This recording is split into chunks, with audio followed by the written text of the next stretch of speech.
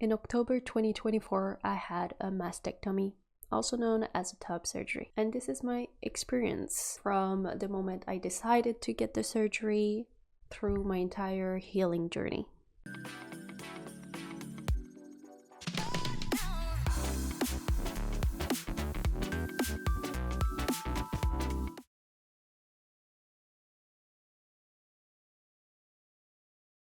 Hello everyone, I'm Zivi, and I wanted to make this video to educate people about the whole process of getting top surgery. Either you are thinking about doing it, or maybe you are waiting and preparing before getting your own top surgery, or maybe you're just curious to know about the process of it. No matter which of these you relate to, I welcome you, and I hope that my video will be able to help you. Before we start, I want to say that no homophobic, transphobic, or any type of hate will be allowed. So if you do so, you will just be reported and those comments will be deleted. So just save us both time.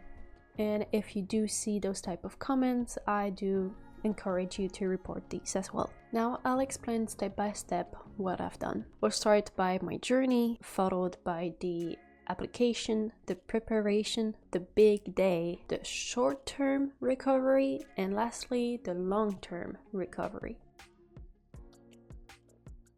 Everyone's journey is different and their own.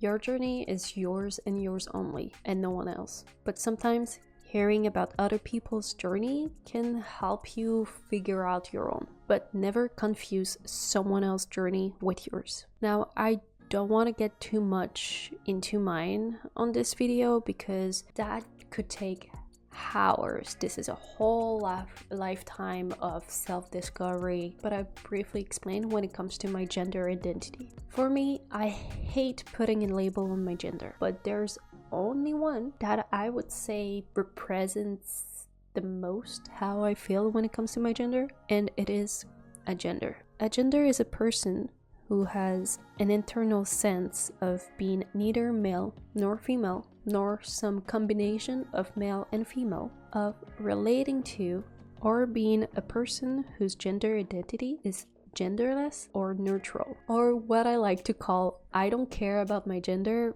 I'm just a human being who wants to be comfortable in their own body.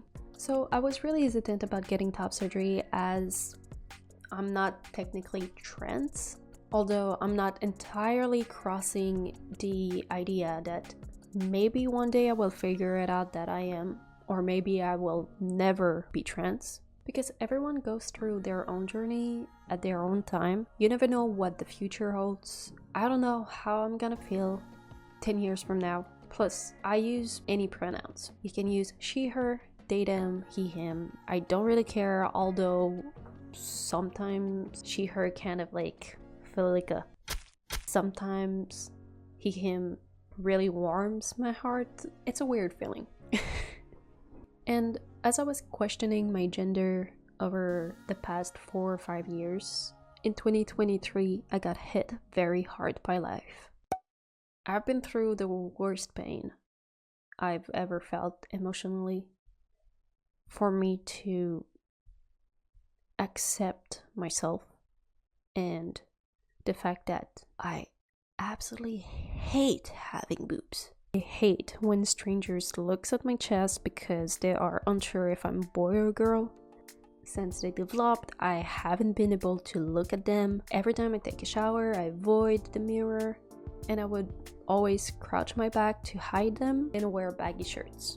So yes, I've been a bit confused through the past few years in regards to my gender. But one thing I knew for sure is that I didn't like having a breast, and I really wanted to get rid of them for good.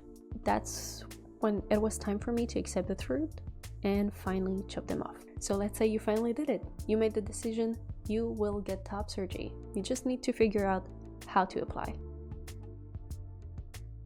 Once you made up your mind, where, how, and what do I do to start the process? I will share my process as a Canadian citizen who live in British Columbia, more precisely in Metro Vancouver. But note that every city, province, state, and country may have a complete different procedure. So if you've been through this process and you are comfortable with sharing your story, feel free to share in the comments, and maybe someone else in your area will see this and be able to know where to go next.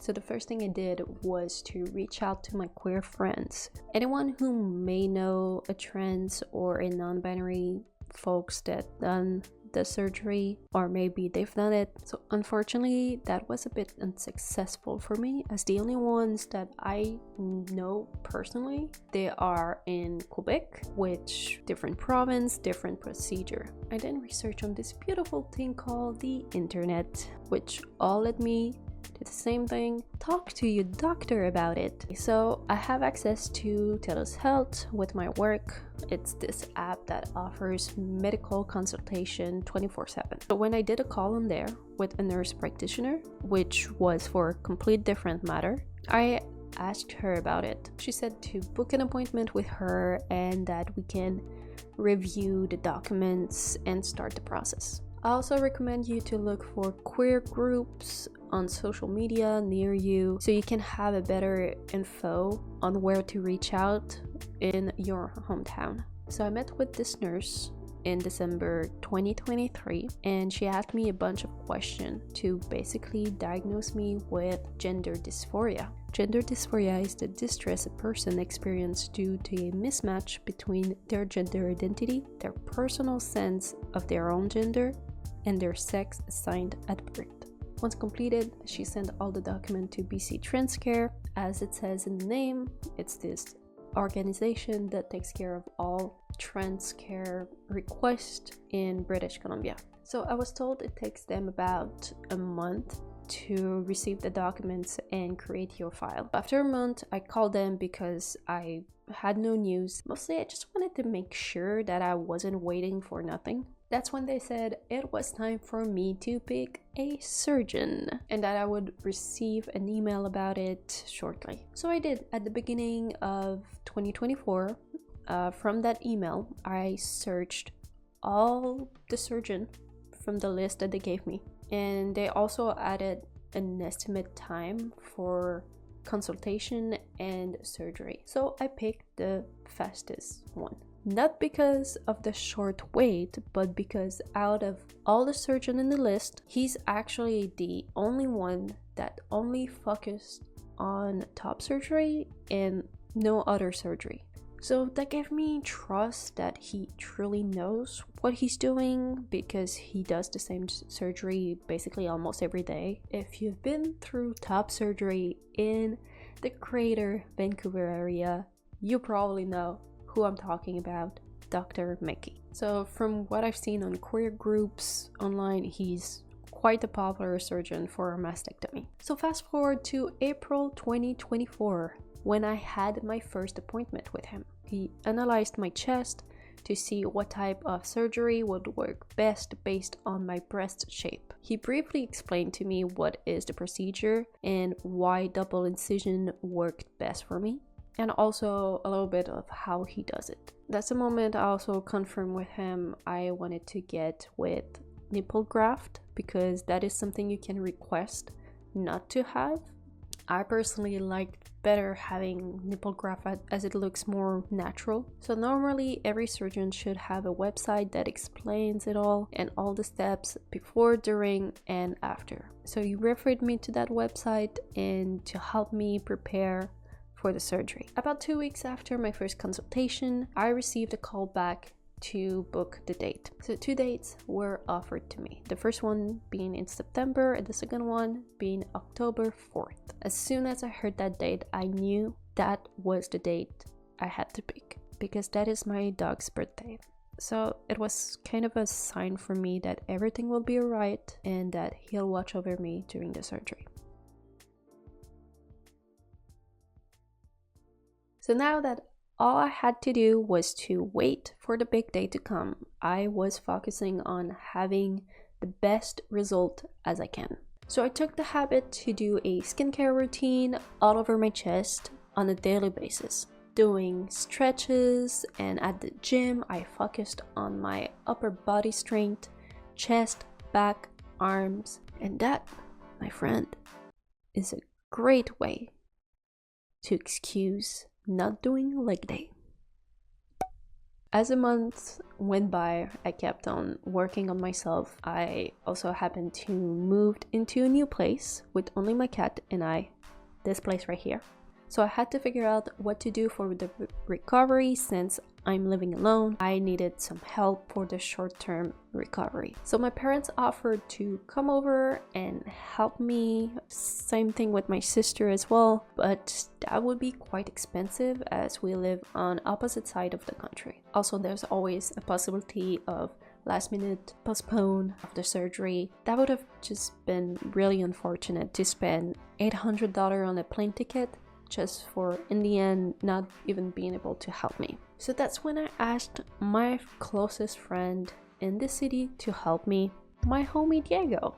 I also recommend you finding a plan B person if, let's say, the first one is unavailable. Now, during the months before, I saved up as much money as I could, as I expected the preparation and recovery to be quite expensive. Luckily, I'm a Canadian citizen, so gender affirming surgery is actually free for us. I don't know for non-Canadian who wants to get up here, get the surgery, but I know for sure that it was free for me. Also, it is possible to get a liposuction at the same time, like liposuction of this area, but that is not covered as this is not part of gender affirming, which is estimated at around $3,000 that you have to pay, and I did not take that one. I didn't feel like it was necessary. Now here's the most important things to prepare. I will also add some list and reference and like products and everything in the description down below.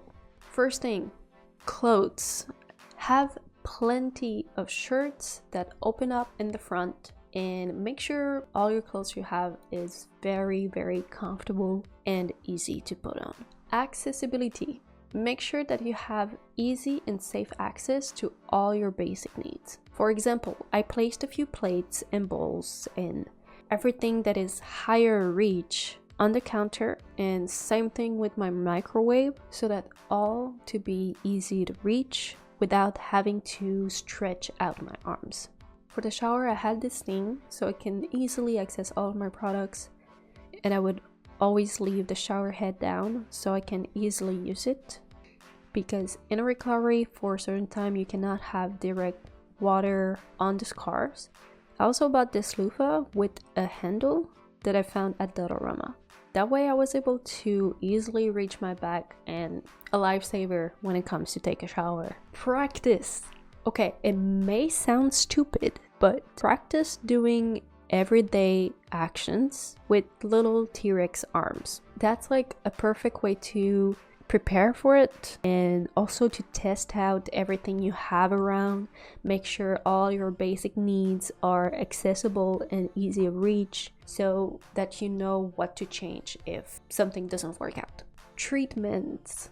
With all the money that I saved up, I made sure that I can get all the needed product for my recovery, which means moisturizer, skin oil, bandage, etc.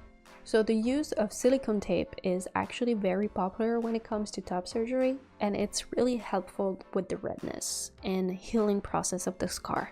Unfortunately for me, I'm actually allergic to silicone, so I highly recommend you check out your surgeon's website, because definitely they will have a list of all product they recommend to use. Food. Meal prep is the way to go. Make yourself meals that are rich in protein and fiber.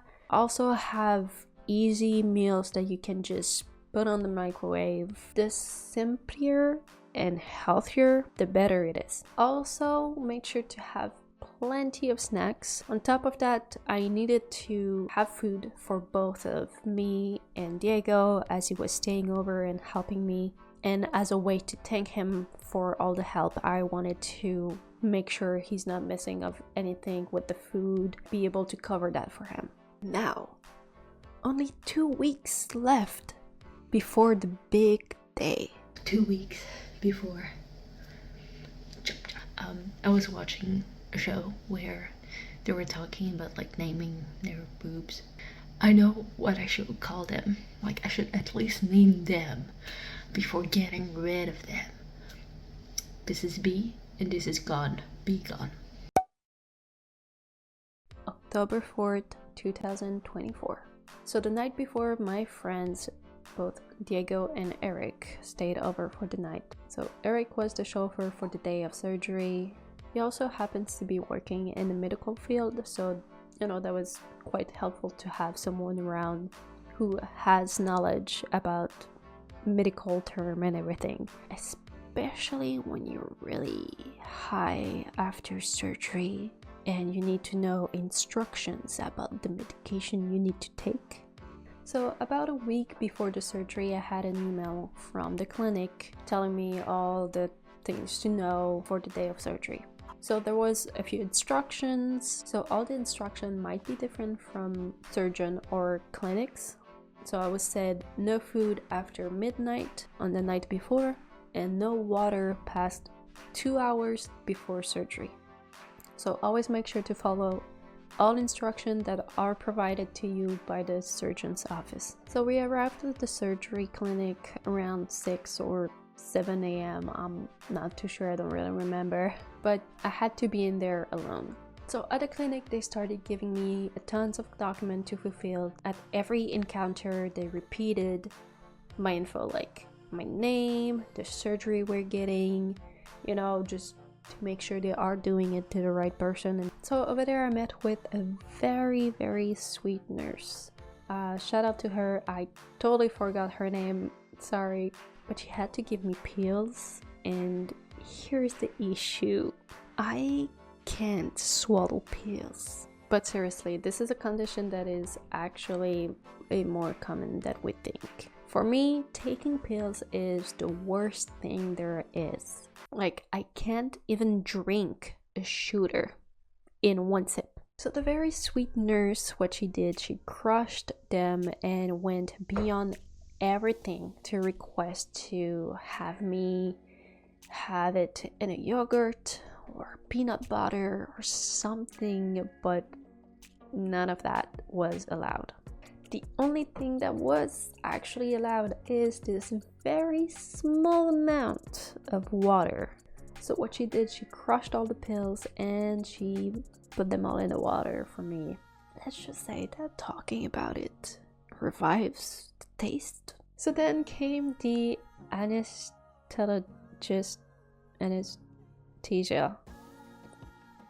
expert. This guy I didn't like that guy.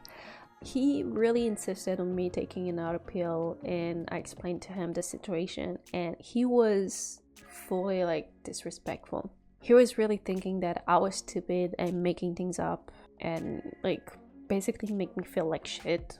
So I just asked him, what is this pill about? What is it for? So he said that's for the pain for after the surgery. I'll take the pain. Huh? I'd rather be in physical pain than take another pill. And honestly, after the surgery, I was way too high to feel any pain. Then Dr. McKee came in and we reviewed everything. Again, the name, allergy, which type of surgery we're getting, with nipple graft again. So he then started tracing in silence my chest, all the lines. I swear he looked like an artist painting a masterpiece. But for real, this man knows what he does, and he's so hyper focused doing so that I knew I was in safe hands. Every surgeon has their own techniques. For him, the incision goes all the way up under the armpit. This is to avoid revision and dog ears on the sides. So the dog ears is when the skin kind of create this cone shape at the end of the scars. Some of it and kind of I don't know how to represent this. I saw a cool video explaining it. I'm just gonna put it down in the description. So basically, having longer incision, your skin has more space to heal flat. When I woke up, I was confused because I was high on so many meds they gave me. I threw up because it is a common side effect of a surgery. So they brought me down in a parking where both Diego and Eric were waiting for me, and they laughed at me being high because, for context, I am one of those rare people who don't smoke or consume anything that is weed related or drugs related. So that was the first time that anyone actually saw me in this high state.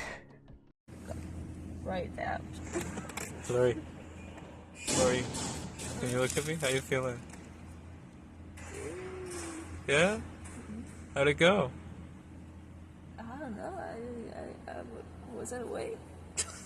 So we got home in what felt like eternal drive. By the time we got there, I slowly came back to my senses, and Eric went to my pharmacy to pick up all my meds, which now brings us to the recovery. Short-term recovery, or the first month. The first week was more painful, but luckily for me, I actually have a high pain tolerance. Honestly, it was more of an annoying pain. I didn't really needed the pain meds, so there was like 4 meds. Pain med, another one I totally forgot what it was, sleeping pills. The other one, which was the biggest of them all, it was for antibiotic to avoid infection. Obviously, the most important one. That was the worst, and I had to take 4 of them every day for 5 days. Early on, your movement are very limited. Right on the second day, I already found some tricks to get up myself, and as the days passed, it became easier to do so. So I made sure to ice as often, about every hour almost, and I reduced the amount of time I would use it as the days and weeks went by. I also alternate the ice pack, so I always had one in the freezer ready to use. I kept on the binder 24/7 until my very first appointment, which was only 4 days later. Usually it's about a week, but they had to change. There was like schedule conflict on this appointment. Everything looked great. There was no liquid. When you hear about top surgery, some people will have with drains, some people will have drainless, and basically it's just that the body will build up this liquid of water and blood because your body is like, wait, there used to be something, now there's like emptiness. So it's like there's this sudden hole between the skin and the muscle. Your body kind of builds up all this liquid in there. So having drains means that you get this thing attached, and basically it will collect all the liquid, then you get this thing removed later on. As for me, drainless means you let the body reabsorb the liquid on its own. And honestly, I kind of wish I had drains. That was the actual pain. After the appointment, the liquid started to build up because at first it was so tight. Since the surgery, there was no space for the liquid to build up, but because I had to take off the binder briefly during the appointment, that's when it started piling up. By the time I got home, I already had liquid. The reason why I say it was so painful was because it was so heavy. It was like constant pressure on me for at least an entire week. Even more painful than on the surgery day. As Diego was there, it was really nice not to be alone and have help for me, but also with my cat.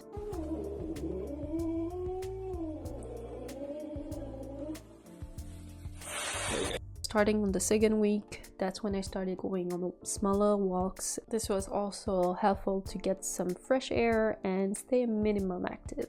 Eventually, Diego had to go back home, so I was back to living on. So I followed all instruction that was given to me by the surgeon when it comes to shower and caring for the scars and the nipple graft. So you can't shower for a week, and then you can't put water directly to your scar for the first month. So let's just say that you get a little bit smelly, okay? So washing your hair is basically impossible for the entire month. So what I did bought a dry shampoo so I could kind of like at least have it a little bit more fresh, especially in the first week. One thing that can help is maybe to book an appointment with an hairdresser just for a wash.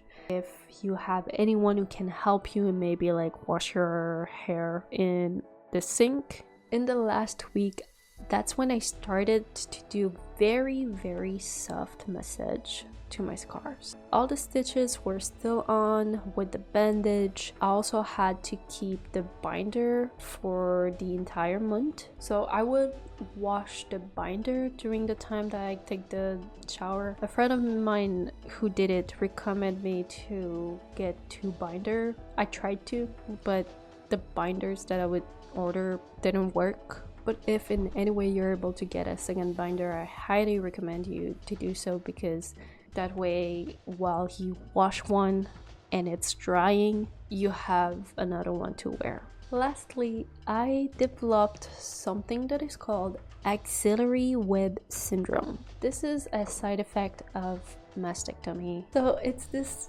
tight cord under the armpit, and as I extended my arm, it would be pain all along here.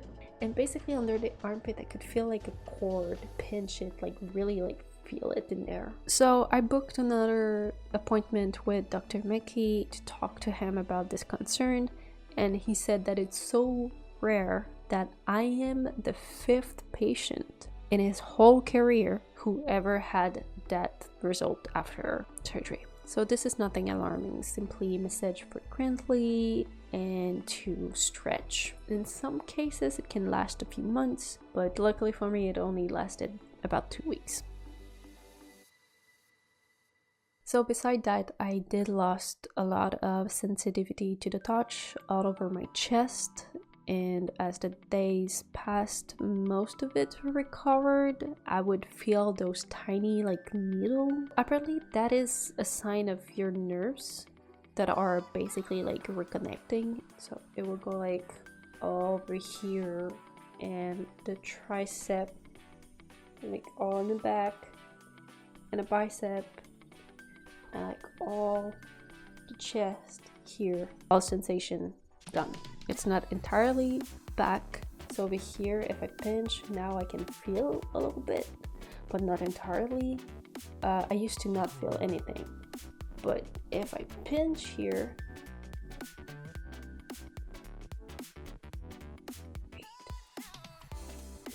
okay, not joking, a few days before I wouldn't feel anything, but now I'm starting to. Okay, right here I don't feel anything, but here I'm starting. Ooh, we're getting some development here. If that ever happens to you, obviously it's a very common side effect. It is a normal side effect of surgery because they have to go through nerves. But what can help is massage, physiotherapy, but it's really just time. Maybe it will come back, maybe it won't. But that's something I was aware before surgery, and that's something you need to be aware of. So on the 2nd month, I got back to the gym, but now there was no excuse. It was a leg day every day. So I did a bit of stationary bike to help. I slowly added some arms workout, but nothing that forced too much or that would extend my arms. So for example, I would do like bicep curls because I could not stretch the scars by doing so, because stretching the arms too soon, that's what it makes the scar become large. I saw some results of people whose scar became like this large. So I kept doing the T-Rex arms for at least another month. So I got back to do a skincare routine, but this time it was with specific products. In the morning, vitamin E moisturizing cream. In the afternoon, scar cream at the end of the afternoon. I personally use Yves Rocher, which in Canada can only be found in Quebec, but any scar cream of any brand that you prefer can work too. And lastly, rose hip seed oil before bed. For each product, I made sure that I massage deeply for a few minutes. I also used a scar fade after every shower until I discovered this. Okay, so I'm currently working on the edit of this video that you're watching, and I couldn't find the original video that I'm actually referring to at that point. But basically I was talking about this scar fade product that I've been using, and I've used it for at least an entire month until I noticed and actually read it, and it says silicone gel on it, and it took me a month to realize that. Now, I kept this routine for at least 2 months until I basically got tired and forgot to do so. I now still do the skincare on my scars. I use the same products as well on a somewhat daily basis. Honestly, most of the time I just forget about it. It is also important to keep your scars hidden from the sun for the entire first year following the surgery. I'll probably start treatment at a physiotherapist as well, trying to help my body regain the sensation on my right side. Now again, you will find in the description a list of products that I used as well as references. I've also been following a few trans influencers who shared about their story. Some product that I've used are from their suggestions as well. I hope that this video was helpful for your own journey or your own knowledge about top surgery. Thank you for watching. Stay safe. Take care.